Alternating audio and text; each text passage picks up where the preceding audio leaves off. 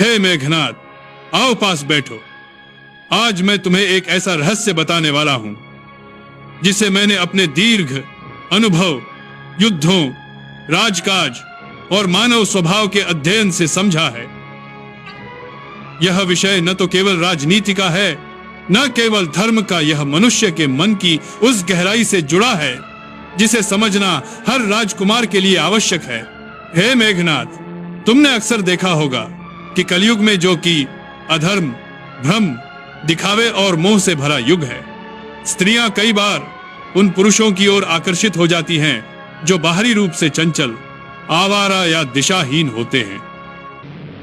तुम्हारे मन में प्रश्न उठना स्वाभाविक है कि ऐसा क्यों होता है।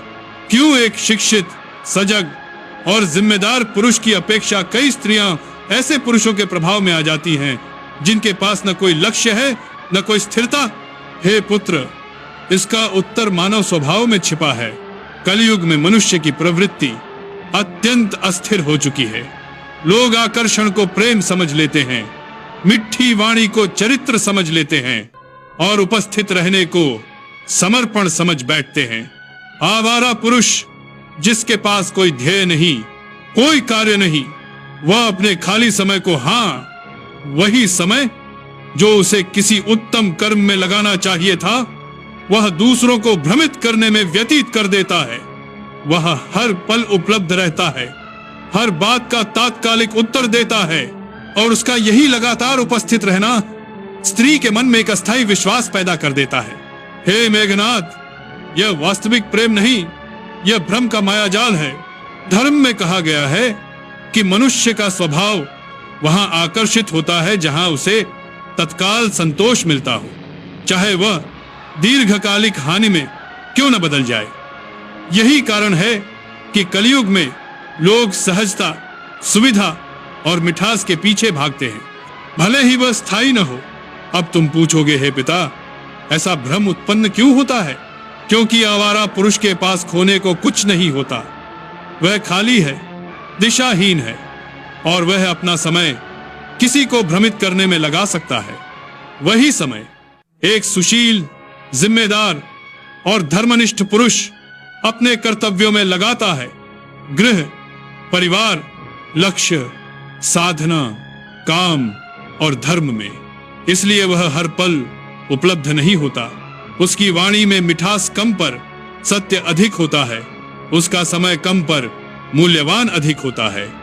परंतु हे मेघनाद, सतही मनुष्य को मूल्यवान समय का महत्व कहां समझ आता है। कलयुग का भ्रम मनुष्य को तात्कालिक रूप से मीठी बातों की ओर, न कि धर्म और स्थिरता की ओर खींचता है। रामायण में भी यह शिक्षा छिपी है। देखो, सीता माता को रावण ने सोने की लंका, वैभव, ऐश्वर्य और शक्ति का लालच नहीं दिला सका, क्योंकि उनका मन धर्म से जुड़ा था, स्थिर था, सत्य पर आधारित था। परंतु कलयुग में बहुतेरे मन इतने स्थिर नहीं होते। मनोविज्ञान और युग धर्म दोनों बताते हैं कि जहां मन अस्थिर होगा, वहां आकर्षण बुद्धि पर हावी हो जाएगा। हे मेघनाद, धर्म सिखाता है कि आकर्षण अस्थायी है, चरित्र स्थायी है। लेकिन कलयुग मनुष्य को स्थायी की जगह अस्थायी सुखों में उलझा देता है। इसीलिए वह उस पुरुष की ओर खींच जाता है जो पल पल उसके सामने उपस्थित है, भले ही उसके पास कोई पुरुषार्थ न हो। आवारा पुरुष का समय सस्ता होता है, इसलिए वह उसे बांटता फिरता है। धर्मनिष्ठ पुरुष का समय मूल्यवान होता है, क्योंकि वह परिवार, कर्तव्य और आत्म विकास में लगाता है। परंतु कलयुग में मूल्यवान समय की पहचान करना सभी के बस की बात नहीं। हे मेघनाद, तुम राजा बनने जा रहे हो। तुम्हें मनुष्य के स्वभाव, उसकी कमजोरियों और उसके भ्रमों को समझना ही होगा। जब तक तुम ये नहीं समझोगे कि क्यों लोग गलत दिशा में आकर्षित होते हैं, तब तक तुम सही दिशा में मार्गदर्शन भी नहीं दे पाओगे। ध्यान रखना, जहां खालीपन होता है वहां अस्थायी मोह की जगह बनती है।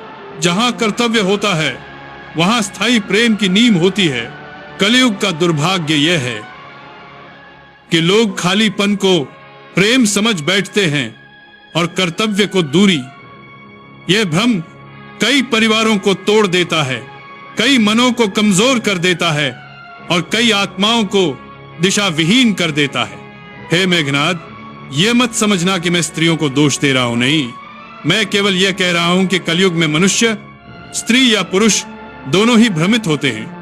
उनकी परीक्षा बुद्धि की है, न कि रूप या वाणी की। और जो इस परीक्षा में विजयी होता है वही धर्म के मार्ग पर चलता है।